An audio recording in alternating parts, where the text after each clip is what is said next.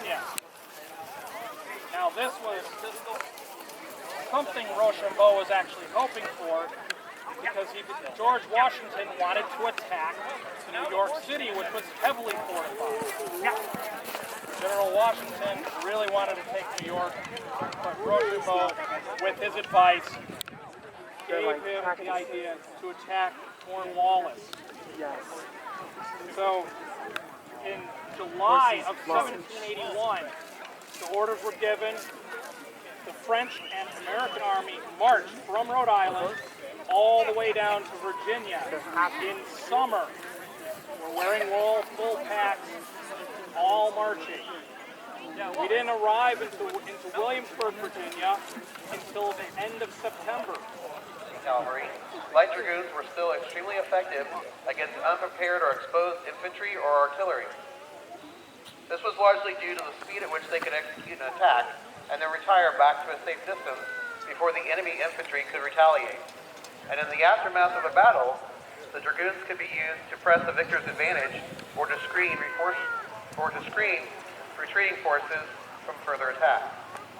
Military planners on both sides felt the landscape of North America made the use of cavalry impractical. During the Revolutionary War, horses did not only lose their lives in combat. In the case of the British 16th and 17th Light Dragoons, many horses were lost in the long trip from Great Britain to North America by ship. Horses on both sides suffered from starvation as foraging. Now the troops are going to move on to show the process of getting the horses accustomed to the sound, look, and smell of gunfire. They're going to start off at fairly a large distance and have the dismounted troops fire at them. We're going to get stuff later.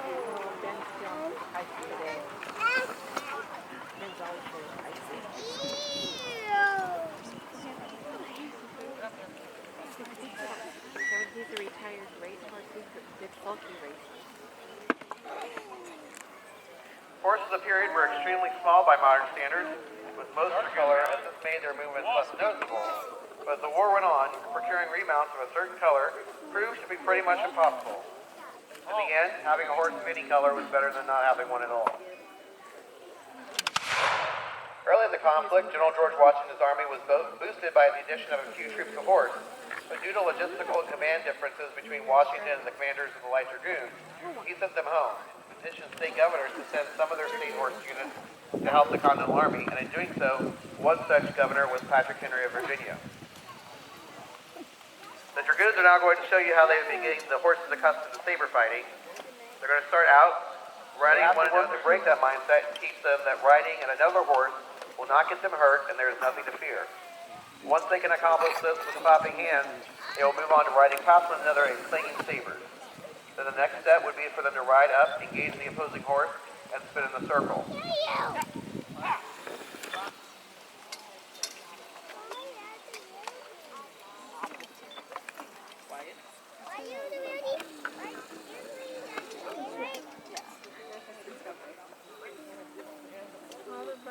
The 6 troops of light horse sent to Washington's army by Governor Henry were commanded by Colonel Theodoric Bland, who then gave his cousin, Captain Light Horse Henry Lee, command of the 5th Troop. This 20-year-old captain's troop contained 30 men and joined the Continental Army under General George Washington, who was stationed in Morristown, New Jersey in December of 1776. The 5th Troop under Lee's command was very successful in the early years of the war, serving in the Southern Campaign until the end of the war.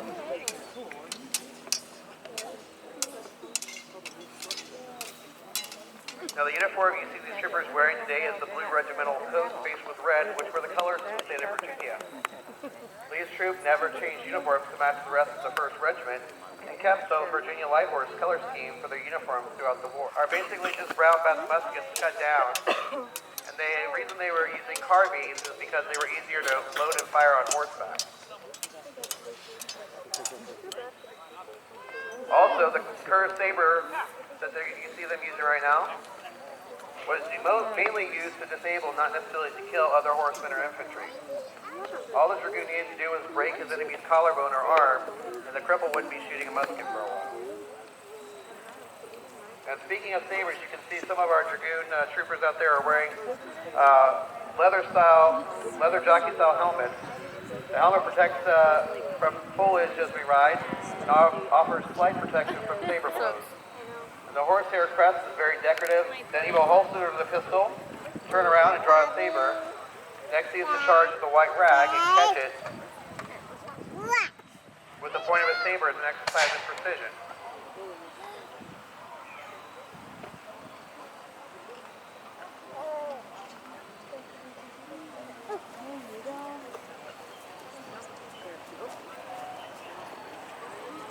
Finally, he's going to slice the melon with the sword.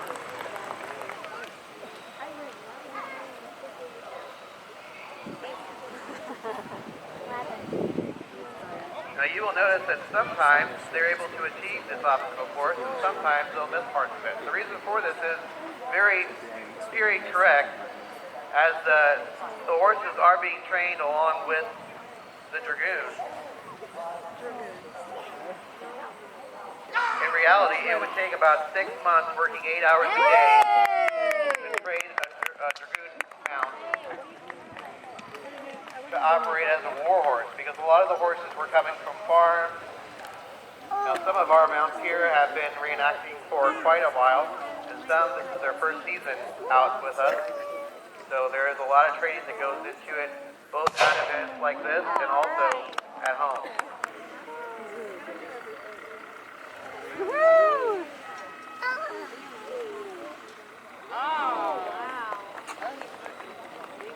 Well done by Trooper Wysocki and Goalie.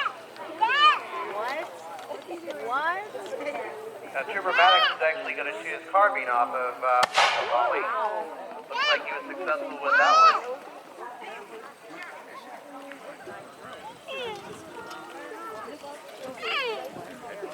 Alright, lastly we're going to show you what the impact of a light dragoon cavalry charge would be like. We have some dismounted troops out here. Grateful for their help with this demonstration. They're going to basically set up to where the dragoons are going to be on one side and the dismounted troops are going to be taking a charge. They're going to make the mistake of discharging all their weapons at one time. That will leave them unable to reload by the time that the horses can cover the ground.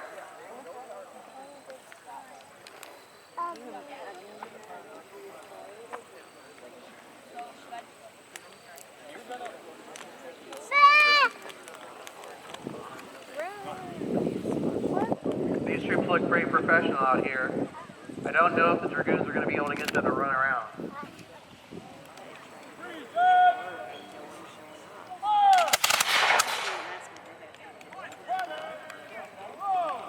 Alright, so they're reloading right now, but I don't know if they're going to get it done by time.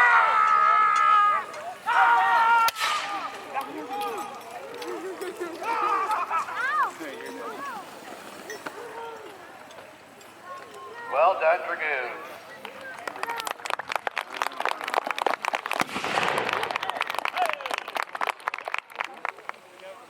Alright, looks like they're about to fire. Company, square positions! Fire! Okay, my ears pop. Hey, what you just heard was 6 ounces of black powder called canister, where they would take a tin can and they fill it with musket balls. The musket balls were about 3/4 of an inch in diameter, and when that came out, the tin can would rip, and the musket balls would fire, kind of like the same idea as grape shot, kind of like a shotgun downrange. Also, very good anti-personnel weapon. Company, fire positions! Oh, they're about to fire. Fire! Cover it! Send them back!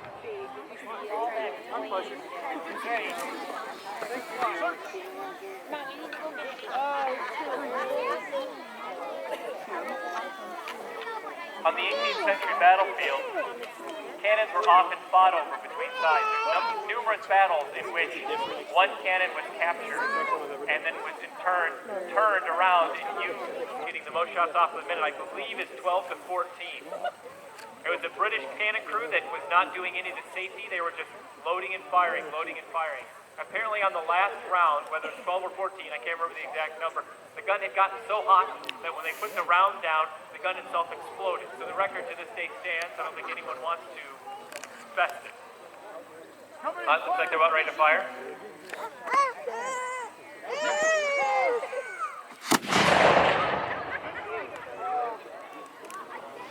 So 3-pound cannons, oh, looks like they're about to fire again.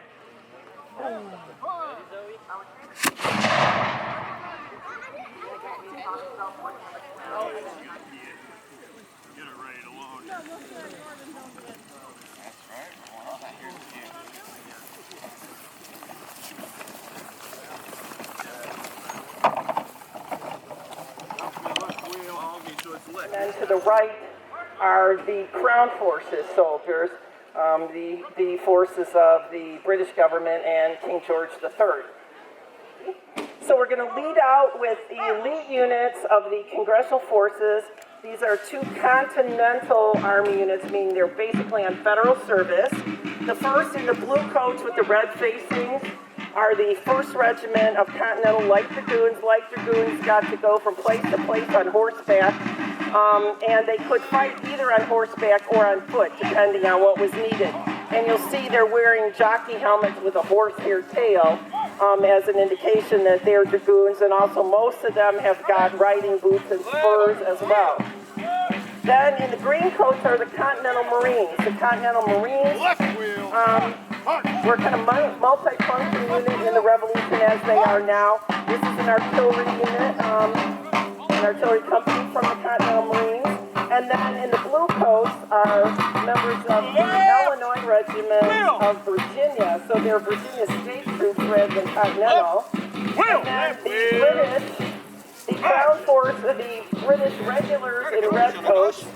Then in, well, there's one in green and then some other colors, but the green coat signifies a loyalist. Those are North American.